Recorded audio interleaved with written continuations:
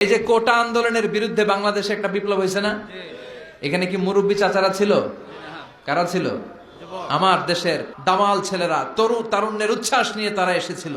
তারা জ্বলে উঠেছিল আপন শক্তিতে। চিল্লা এখন ঠিক কিনা? এজন্য যুবকরা চাইলে অনেক কিছু করতে পারে। তোমাদের উপর নির্ভর করছে আগামীর ভবিষ্যৎ। যুবকরা যদি ইসলামের পথে আসে, ভালো থাকবে বাংলাদেশ। যুবকরা যদি কোরআন মানে, নিরাপদে থাকবে আমার লাল সবুজের পতাকা।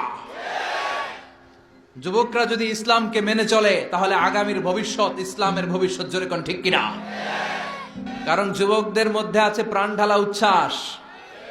মুরব্বীদের স্বাদ আছে কিন্তু সাধ্য নাই। মুরব্বীরা চায় অনেক কিছু করতে, কিন্তু করে দেখাতে পারে? মাজায় ব্যথা, কোমরে ব্যথা।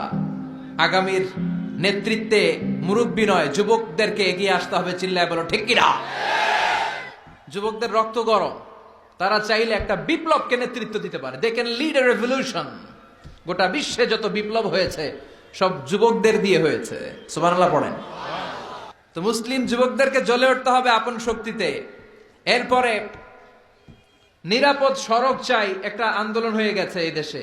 ওইখানে কি মুরব্বীরা নেতৃত্ব দিয়েছিল?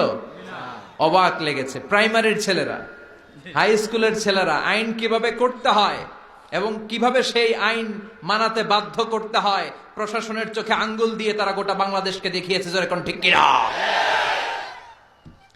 র্যাবের গাড়ি আটকে ফেলছে, পুলিশের গাড়ি আটকাই দিচ্ছে, মন্ত্রীর গাড়ি আটকে দিছে। বলছে লাইসেন্স দেখেন, show me the driver's licence. খবর আছে না নাই? স্যার স্যামুয়েল হ্যান্টিংটন একটা বই লিখে গোটা বিশ্ব কাঁপিয়েছে, দ্য ক্ল্যাশেস অফ সিভিলাইজেশন, সভ্যতার সংঘাত। গোটা বিশ্বব্যাপী শুধু দাপট, লড়াই, স্নায়ুযুদ্ধ, কোল্ড ওয়ার, ক্ষমতার দাপট নিয়ে গোটা বিশ্বে এখন রমরম অবস্থা। কে কার চেয়ে বড় সুপার পাওয়ার হতে পারে? এখন সবচেয়ে বড় super power United states of America, ঠিক কিনা? তারা হচ্ছে এখন সুপার পাওয়ার। ধারণা করা হচ্ছে চায়না গোটা বিশ্বে যেভাবে তাদের প্রোডাক্ট সাপ্লাই করছে, পণ্যের বাজারে তাদের যেরকম দাপট, ডমিনেশন, সামনের সুপার পাওয়ার হবে চায়না।